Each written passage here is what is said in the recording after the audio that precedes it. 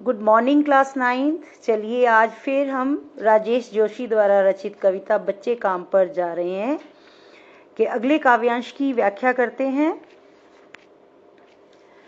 काव्यांश है हमारा, क्या अंतरिक्ष में गिर गई हैं सारी गेंदें, क्या दीमकों ने खा लिया है सारी रंग बिरंगी किताबों को, क्या काले पहाड़ के नीचे दब गए हैं सारे खिलौने, क्या किसी भूकंप में ढह गई हैं सारे मदरसों की इमारतें, क्या सारे मैदान सारे बगीचे और घरों के आंगन खत्म हो गए हैं एकाएक, तो फिर बचा ही क्या है इस दुनिया में। बच्चों, आज के भौतिकतावादी युग में मानव से दूर तो हुआ ही है, पर साथ ही उसने बच्चों के बचपन को भी छीन लिया है। सामाजिक और आर्थिक विषमताओं ने बच्चों को खेलकूद और शिक्षा से दूर कर दिया है। सर्दियों की कोहरे से भरी सड़क पर बच्चे सुबह सवेरे काम पर जा रहे हैं, जो समय की सबसे अधिक भयानक बात है। कवि जानना चाहता है कि बच्चों की सारी गेंदें क्या आकाश में खो गई हैं?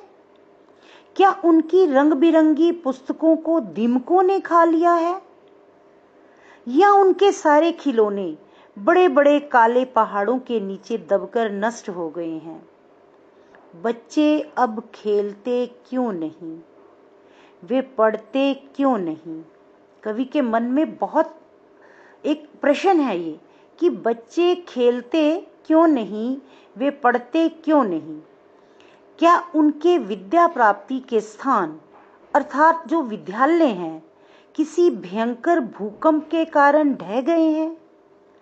क्या खेलने के लिए सारे मैदान सारे बगीचे और घरों के आंगन एकाएक अचानक समाप्त हो गए हैं?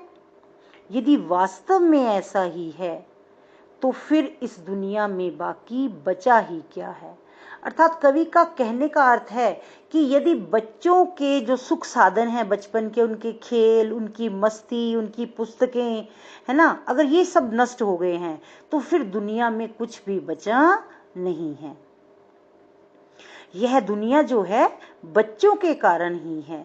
यदि बच्चों का बचपन उनके पास नहीं तो फिर दुनिया किस लिए है? इसका कोई भी औचित्य शेष नहीं रह जाता। विद्यालयों की इमारतें, मैदान और सारे बगीचे और घरों के आंगन एकाएक नष्ट होना, और ऐसा प्रतीत होता है कि फिर दुनिया में कुछ भी शेष नहीं रह गया है। तो कवि की दृष्टि में बच्चों के लिए खेलना, कूदना और पढ़ना बहुत आवश्यक है।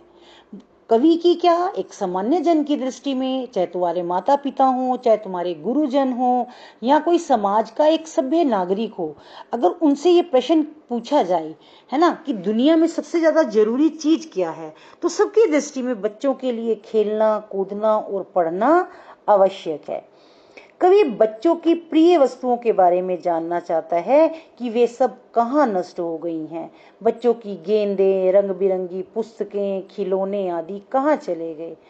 क्योंकि इन सबको, जिन बच्चों को एंजॉय करना चाहिए, आनंद लेना चाहिए जिस उम्र में, वो इनसे आनंद ना लेते हुए जब काम पर जा रहे हैं, इतना अधिक उनके सिर पर बोझा हो गया है, तो ये क्या है? तो फिर इस पर जब बच्चे बचपन को ही खो देंगे और बचपन में ही इतने कठिन कार्य करने शुरू कर देंगे, तो फिर वो भविष्य के लिए उस कमजोर, कहते हैं ना, नींव पर एक भव्य इमारत कैसे खड़ी हो सकती है? उनके लिए जब बचपन का कुछ मीनिंग ही नहीं रह गया, कोई अर्थ ही नहीं रह गया, तो उसके ऊपर एक जो भव्य इमारत है, एक सुदृढ़ इमारत का निर्माण कैसे हो सकता है? तो कवि के लिए यह एक बहुत अधिक परेशानी का विषय है। Thank you. इसको उत्तर पुस्तिका में लिखो और याद करो।